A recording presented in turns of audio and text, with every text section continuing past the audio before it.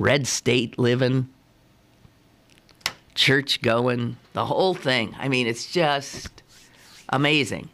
And the big thing that separates this guy from the party, it seems to me, is simply he lives in a fact-based world. The first thing he talks about is, my wife and I are educated. And we've traveled. We've seen comparable health systems operating, so we don't fall for your craziness about what Obamacare really means. And we should have the video up now for whatever that means. So, but listening to the Republicans, it seems to me clear that they still don't get it. I mean, I know Bobby Jindal got a lot of ink yesterday because at the Republican Governors Conference, he slapped down Mitt Romney and Mitt's excuses to his donors about why he had in fact lost the election, which boiled down to the fact that Obama had apparently bribed all of us by giving us free things. And Jindal, went off on him, said that's not helpful, it's not true, it's not this, it's not that. And a lot of other people did too. Man, they can't throw Romney away fast enough. I almost feel sorry for him.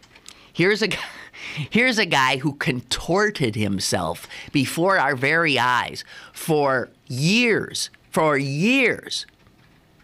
to comply with what he understood they wanted him to be. All that flip-floppery and constant chameleon changes that Romney would delight us with were a result of him trying to be what the Republicans whose nomination he was seeking demanded. So he became one of them. Talk their talk. That 47% thing he said, that's something he learned from listening to them. The makers, the takers, that's something he learned from them. Now they're trying to act as if somehow he polluted the party with this terrible rhetoric and this divisiveness. I almost feel sorry for Romney. I do. So, and then who did I hear? I think it was Jindal ended up saying, we don't need to moderate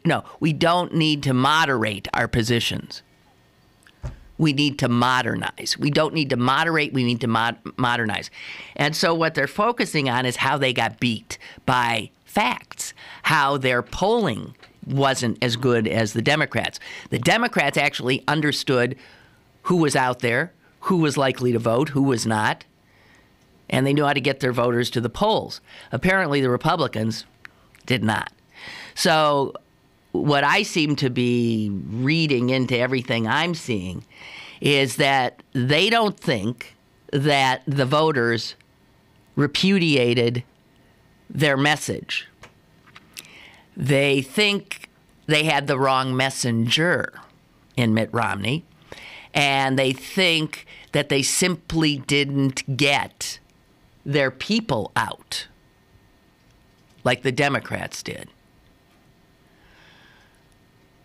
So they're not going to change anything. The one thing you can see that they're willing to do, and the one place where you will see them move, is immigration. Because they have the example of George W. Bush, of relatively recent memory, and Hispanic voters liked him, and he liked them. It was sort of like, that works. It was clear George W. knew Hispanic people. He looked at them not as illegals, but as people, and a definite part of the American crazy quilt. And that's a big difference Because if you're a Hispanic and you know that Republican over there likes you, he can even talk your language a little bit. He does not propose these offensive, draconian policies that seem to suggest that anybody with a tinge of Hispanic blood is un-American in some way. So why would the Republicans think that with the largest demographic in the country, growing demographic in the country, that you should offend them as often as you possibly can? So yeah, I think that's the one you're going to see an about face. But their general narratives, they're incapable of letting go, I suspect. The anti-science stuff, the homosexual stuff, it'll be interesting. And the more I think about it, stop and think about this. Who is the really big loser in this? You know who? I think the evangelical religious folk who are as responsible as the Tea Party in pushing the Republicans too far off the reservation. I mean, if you look at the election, everything that the religious right stood for was slapped back. Everything. So, I don't know, inasmuch as they constitute a huge part of the Republican Party's base, I don't know how much the Republican Party can modernize its thinking, because they've got this anchor weighing them down of people who simply can't budge on these issues because they are based on their religious faith. So all those values voters, the Republicans, if they start moving away from them, I'm not sure where they end up. It'll be interesting to see, I guess. Meanwhile, I'm almost missing the election now because watching Washington get back to work is about as unpalatable as can be. So even as I, like so many of you said, I cannot wait till this election is over. What were we thinking when we realized that when it's over, that means we've got to go back to looking at how our government actually functions, or not, as is usually the case. So, tell you what, let me get a break out of the way. I'm going to come back. The world's exploding. You might have noticed that. This is a dangerous world we live in. And I was thinking this morning when I woke up and started taking in all the latest horror that I wonder if Barack Obama woke up this morning and thought, what the hell was I thinking? Why? I wanted to do this for 4 more years. What was I thinking? I've turned into an old man in the first 4 years. I'm going to, God, what was I thinking? But I'll tell you this, as I look at the world exploding, I am sure glad that Barack Obama is there, as opposed to Mitt Romney and the neocons. Where would we be? We'd be heading into war in Syria, maybe into war in Jordan to help our friend the prince there, the king there. I mean, we'd be, wow. Scary what the Mideast right now is really, truly terrifying. It is. And if anyone thinks they have the answer to how to navigate the minefield that is that entire section of the globe right now, I'd say they're suspect, because I don't know anybody who knows really what to do. People have ideas, Some people think they absolutely know what to do. And anyone who thinks they absolutely know what to do with the insanity of the Middle East and all the things that are going on there, you think you know? I say, I highly, highly doubt it. So my heart goes out to all the people in that maelstrom, and my heart goes out to the people who have to, in some way, respond to it. And obviously that starts with the president. Let's get a break out of the way and come on back and talk. We got Twinkies on the table. No. And we've got politics on the table. We got all kinds of stuff. And I have other things that I want to throw into the mix, including marijuana. Because that's going to get interesting now with these two states legalizing possession. That's going to get interesting. We'll be back. Stick around for more with Lynn Cullen Live after this. Winter has arrived and it's cold outside, so get to Little's for all your UGG needs. Little's has Uggs for men, women, and children to stay warm with shearling-lined boots, shoes, and slippers. And don't forget to get your hats, gloves, scarves, and more. All available at Little's Shoes. Bring the entire family to view one of the largest in-store UGG shops in the U.S. Little's Shoes, Pittsburgh's largest family shoe store, 5850 Forbes Avenue in Squirrel Hill. I didn't know about chronic obstructive pulmonary disease until I took the wheel and lent my support to Drive for COPD. Help Americans take action against this leading cause of death by logging on to driveforcopd.org to learn more. I'm Nancy Cartwright, the voice of Bart Simpson, and I drive for COPD.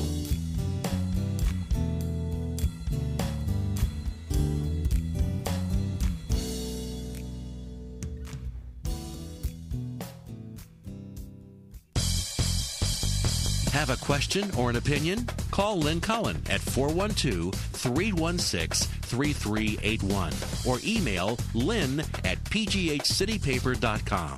Now, more with Lynn Cullen Live. I just want to say thank you, Laura. And I know, yes, my orange sweater matches my, what is this? Backdrop, my sign. I'm very orange. And orange is sort of the color of the season, is it not? Pumpkinish and things like that. So, thank you. Oh, where to go? I read a scary piece, speaking of the Mideast, about Syria today.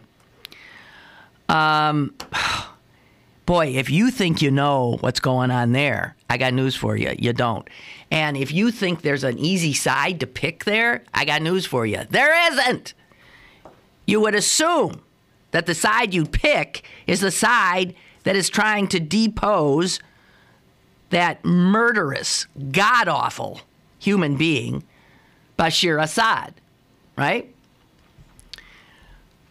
The problem is the guys trying to take him down now appear to be showing themselves to be murderous, despicable people as well, and they're being taken over by scary people, by people who are really not at all friendly to folks like us.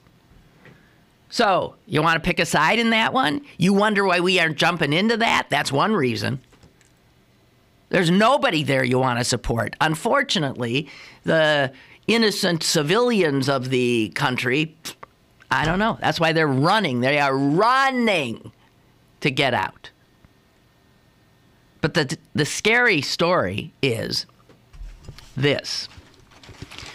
The Pentagon is reporting that it appears that Hezbollah, they're not our friends, that Hezbollah, which is fighting on the side of Assad, which might be a surprise to some of you. I don't know. Maybe not. Hezbollah has been setting up their training camps very close, like next door to, what is thought to be Syria's chemical weapons depots. Why would that be? Well, there's a sense that Assad figures that if he puts the Hezbollah that is siding with him next to the chemical weapons, that folks who want him gone would be more reluctant to bomb the training sites for fear some of those bombs might hit the chemical weapons depots and, of course, spew poison all over the place.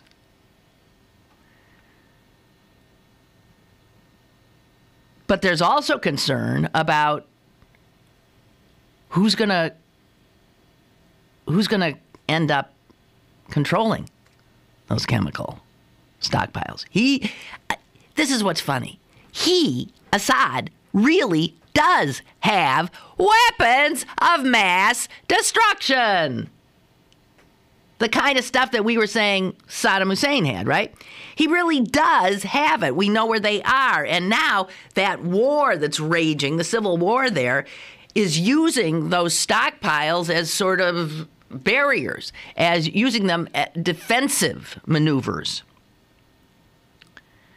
Anyway, the Pentagon has alerted the White House, which asked for an assessment on this, that if we got really scared about who was going to end up getting Syria's stockpiles of chemical weapons, and we thought, we better get in there. We gotta secure that somehow. That the Pentagon is telling the president that would take minimally 75,000 American troops.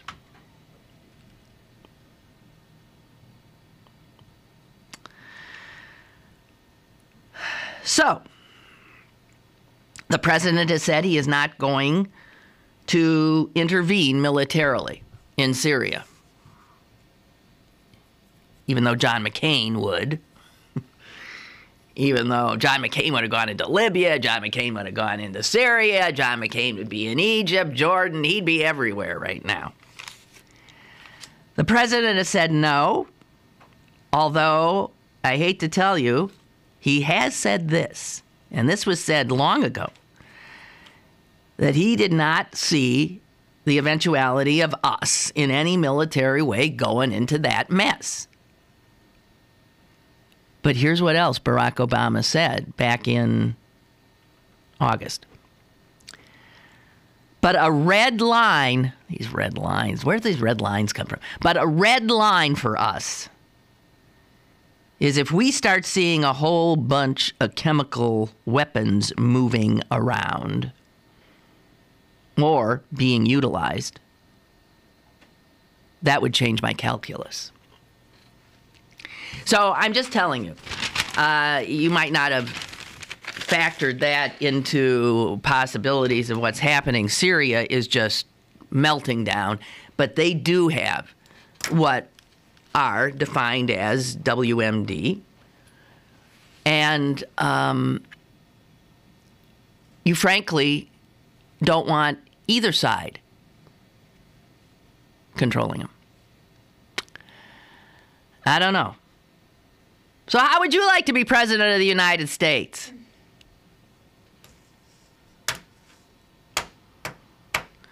And Gaza and Israel, that's very scary. It could that thing could blow up into a full-blown war.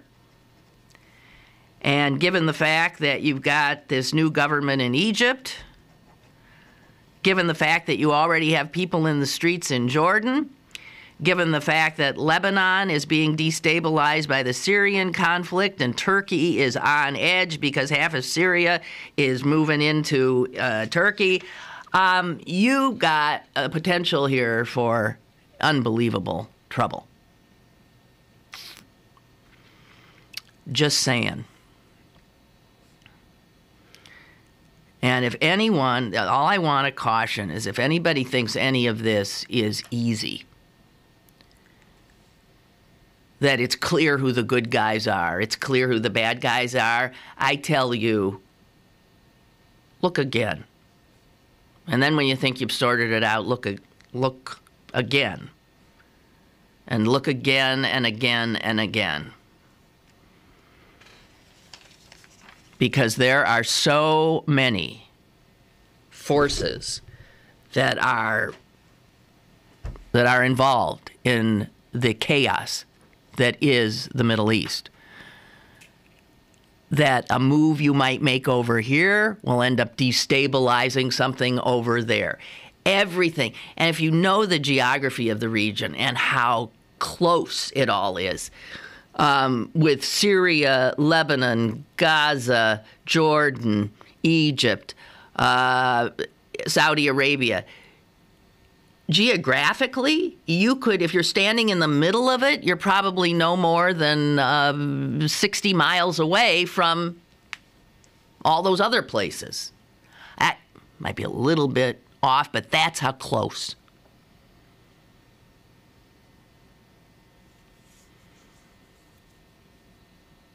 It's like Mount Lebanon at war with Pittsburgh. When you think of rockets going back and forth, that's how close we're talking. And that's about as dangerous as it gets. So it's very scary. Meanwhile, back here at home, the Republicans think the greatest threat to our nation and national security is exactly when did Barack Obama call the attack on our consulate in Benghazi an act of terror? I have to tell you, as much as I'm trying to comprehend how the Republicans can try to make this into some horrifying scandal that could result in the impeachment of the president and all manner of, malfeasance afoot, it's beyond me. It's beyond me.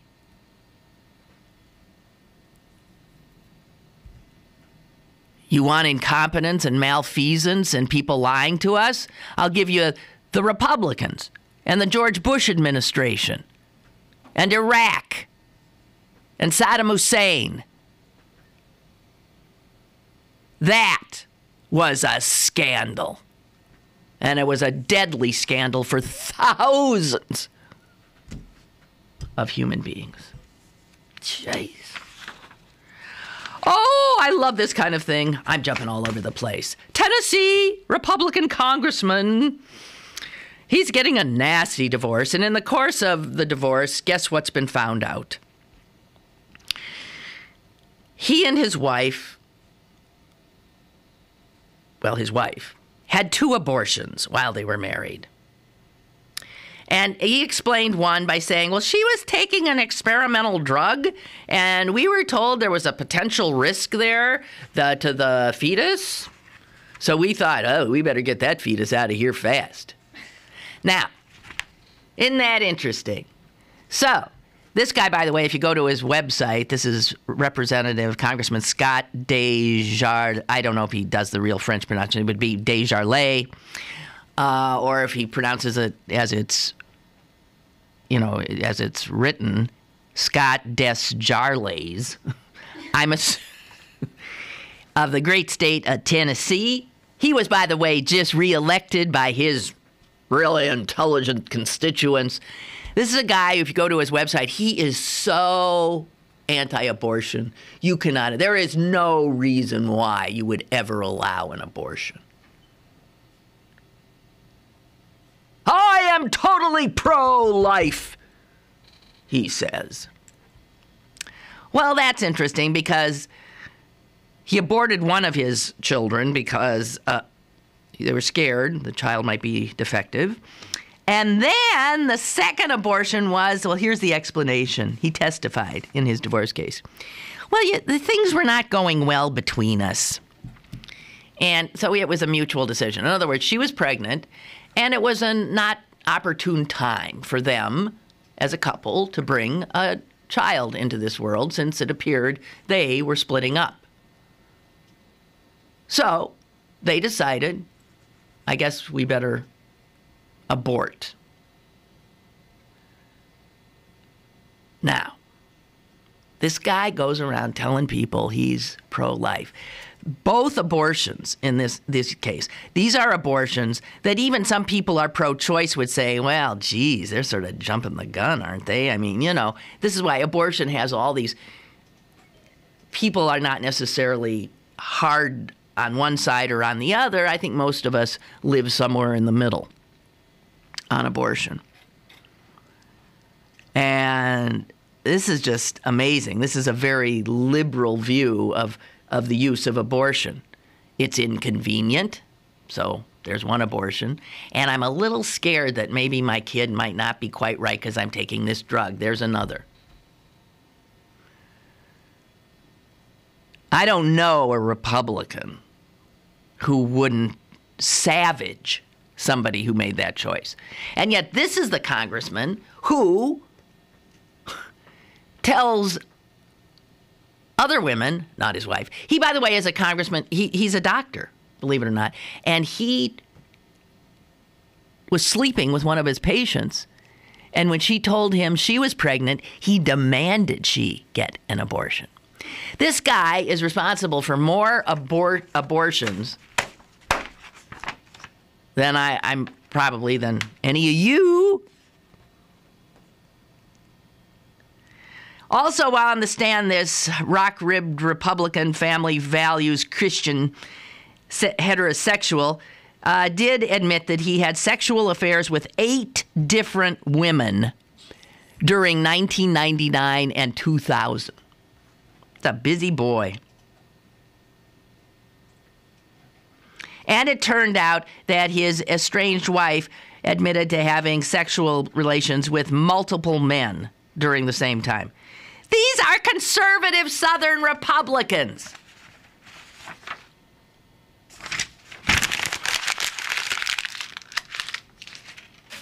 What hypocrites. What unbelievable hypocrites. Okay. One more on the Southern Republican patrol today. This is a tweet sent out by, who this idiot? This is a Virginia Republican official, Bob Fitzsimmons. And he tweeted, when Obama is 90 years old and he dies and goes to hell, he's going to say, this is all Bush's fault. So that's it. I'm glad he sees Obama living such a nice long life. That's good. But Obama's going to hell. Right. Sure.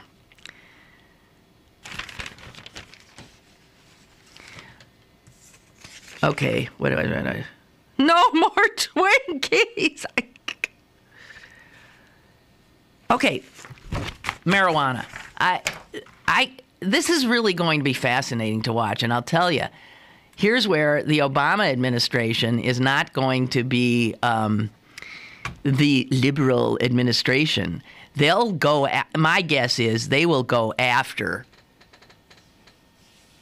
the citizens of Colorado and Washington State who choose to, by the laws of their state, engage in recreational use of marijuana. But when you think of all the problems besetting our government, I cannot think of a bigger waste of time and resources than the feds, and it would have to be federal agents, than federal agents trying to police recreational marijuana use in 2 states in which it has been legalized. Now, I know there's like huge constitutional questions that this raises, because if there's a federal law and then the states say, well, you take your federal law and stuff it, here's what we want to do. That can't, you can't You can't have a United States of America and allow that to happen willy-nilly. So, of course, you will have the federal government going after both these states and going to the Supreme Court, I would imagine, to say that it's just unconstitutional. However, there are many laws that the feds sort of don't bother with, you know? And I think a wise thing would be for the feds to just look the other way. In other words, is this worth the fight? Interestingly enough, speaking of strange bedfellows, Ron Paul and Barney Frank. Barney Frank, liberal, gay. Ron Paul, libertarian, conservative. The two of them actually have sponsored a measure in Congress that would end the federal ban on recreational use of marijuana. Of course, that got nowhere. But now the two have written a letter to Barack Obama, a joint letter.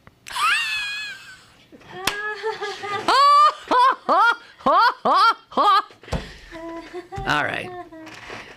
They've written a joint letter, and in this regard, they suggest that here's what the president do. Respect for the rights of states to set policies on those matters that primarily affect their own residents, argues for federal non-interference in this case, as does respect for the wishes of the voters. Again, on matters that primarily affect them. Additionally, we believe that scarce federal resources, law enforcement, prosecutorial, judicial, penal, should not be expended in opposition to the wishes of the voters of Colorado and Washington, given the responsibility of all federal officials to find ways to withhold unwise or unnecessary expenditures. And then they go on to make an interesting case. They say, I know you don't like it, let him go ahead with this. Let us watch, the rest of the 48 states, watch as Colorado and Washington struggle with how this would work. And if it would work. And if in fact, and let us see what the outcome will be. Will crime go down, as some people suggest? Will crime go up? What will the impacts be on public safety, on everything? Because we've never tested it. So they suggest, this is Barney Frank and Ron Paul, that the voters of these two states, Colorado and Washington, have actually given all of us a chance to observe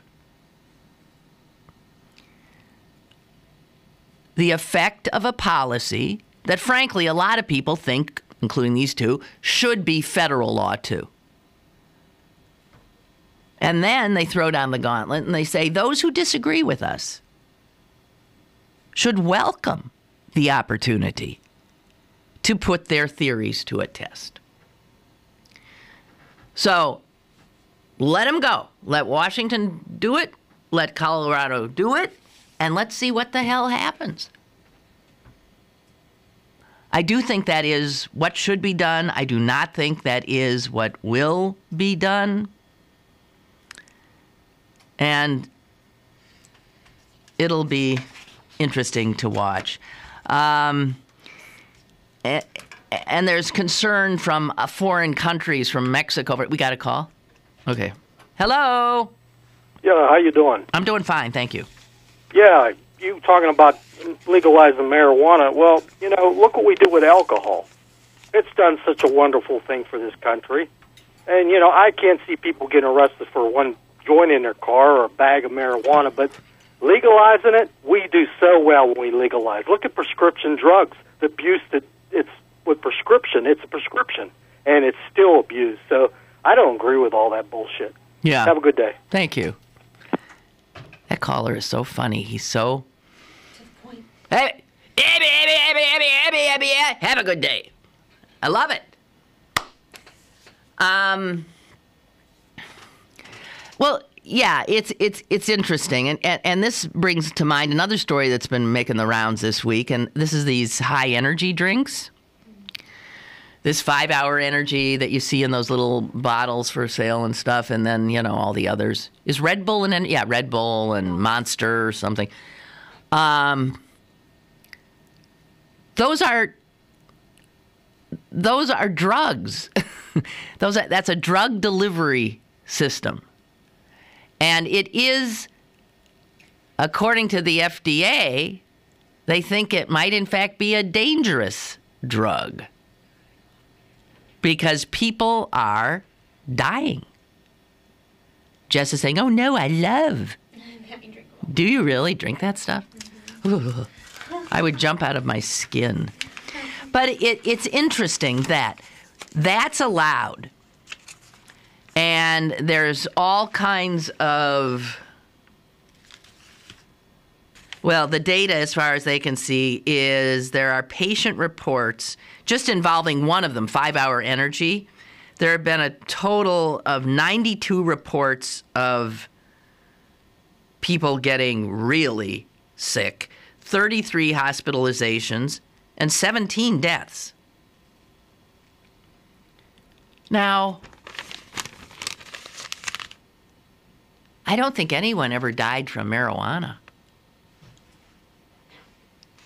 No.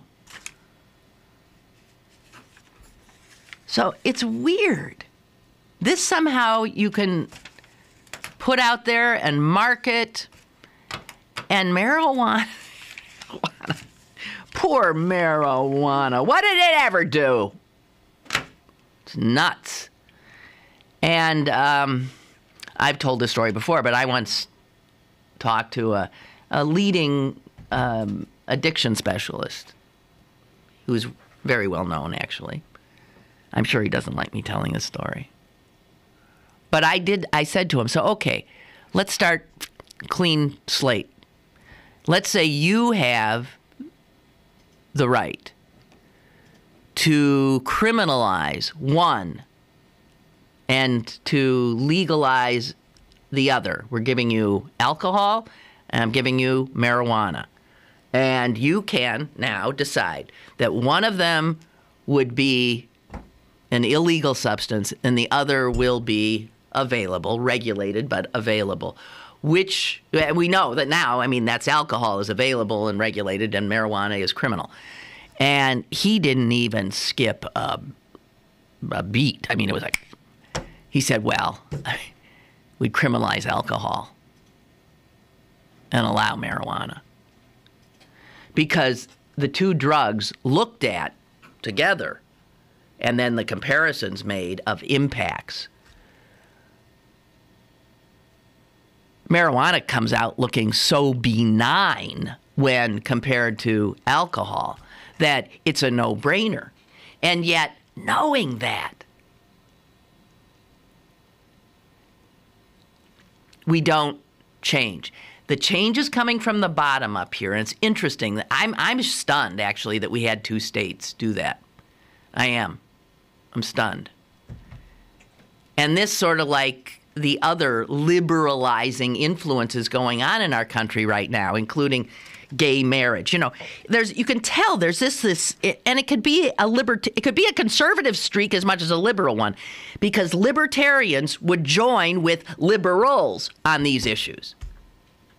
Let people do what they get out of their lives, okay? That's sort of the sense of it. Just that government as the busybody. And I don't think there's any doubt that in the future that marijuana will be available. It will be decriminalized Do you know how many people are rotting in our jails right now, and their crime is marijuana? When the voters of California struck down the 3 strikes law, in large part, that is because they know that there are thousands and thousands of people in their prison system that are their 3rd strike, maybe their 2nd strike as well. They're there because they smoked pot. The cost to the taxpayers of incarcerating pot smokers, unbelievable and stupid. And I have to take... Well, are you telling me to shut up? No. I can't believe that. Is that the time? Yeah. Who's been talking so much? Jeez. Why didn't somebody stop me? We got to take a quick break. More is on the way with Lynn Cullen Live.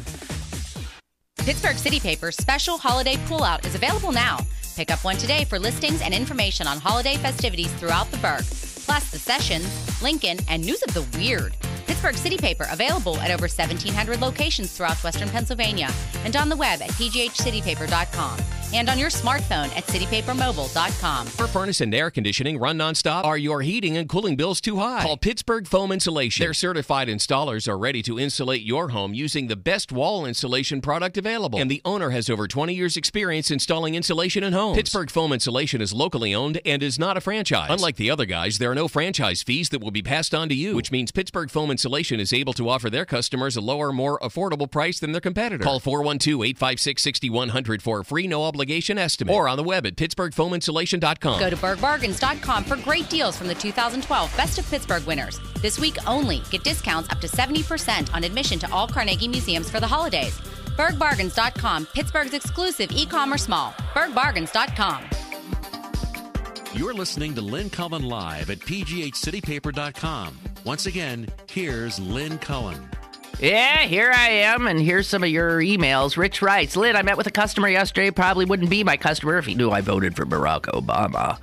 So we started out the meeting with a post-mortem on the election, and I asked him where he thought Romney had gone wrong. He replied that he felt Romney's biggest mistake was not realizing that a margin of victory needed to be larger than the margin of fraud that took place in the polling places across the country. It is true. I'm hearing that left and right. They actually think that Democrats stole the election again. Democrats can never win. If we win, it's fraud. He also said that Romney's second mistake was in his miscalculation of the stupidity of the American people and their tendency to vote for rock stars rather than champions of business. Clearly, at least with some supporters, they still don't get it. Oh, I think most. They still don't get the message that the American people sent. Quite clearly. And you look at the sort of obstreperousness going on back in the House and in Congress and the things they're saying. Have you heard Republicans actually say in the House that they have a mandate? The voters gave them a mandate. As for the president, no, he doesn't have any mandate. Why do I keep knocking off your stuff here? Okay, and we have another email, if I can get my act together, which apparently can't. And that is, come on.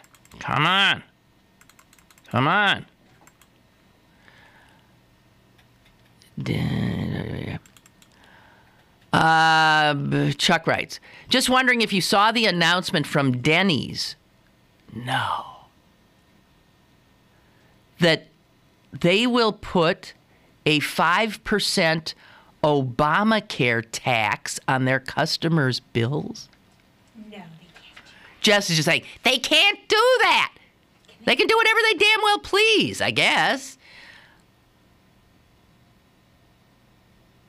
Well, Chuck says, well, I guess I'll go to Eden Park. What? Okay, this comes from Market Watch. The Florida-based operator. Oh, this isn't all Denny's. This is a Denny's in the South. A Florida-based operator of about 40 Denny's restaurants in the South said that he is going to slap a 5% surcharge to pay for the cost of Obamacare.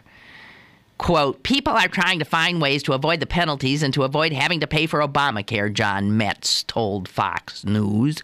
Everyone's looking for a way to not have to provide insurance for their employees. Well, aren't you wonderful people? Metz, with about 1,200 employees, poor guys, said he will also cut most of them to below 30 hours a week in order to dodge laws requiring they be provided with health insurance. This is a bad guy. So, because the voters voted for Obama, the poor people who work for him for probably slave wages are going to get knocked into part-time work so that he doesn't have to give them insurance. What a vile human being. Oh! I'll tell you something. Here's someone who's going to hell. I mean, assuming you believe in that faulty role.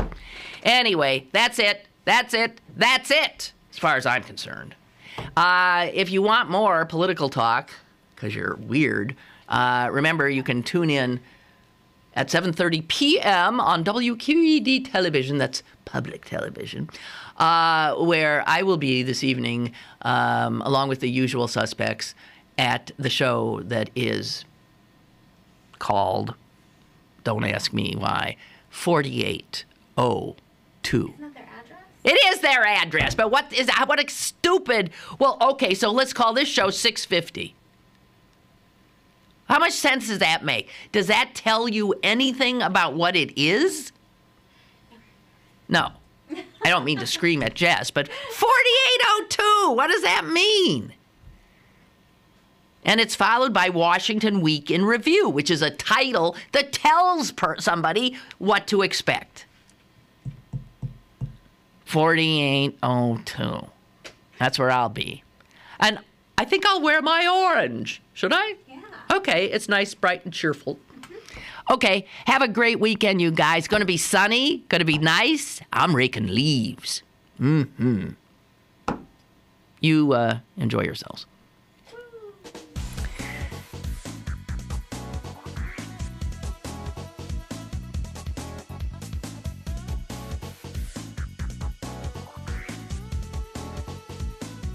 Lynn Cullen Live, Monday through Friday from 10 a.m. to 11 a.m. and archived at pghcitypaper.com. The opinions expressed on Lynn Cullen Live are those of the host and do not necessarily reflect the viewpoints of Pittsburgh City Paper, Steel City Media, and its advertisers.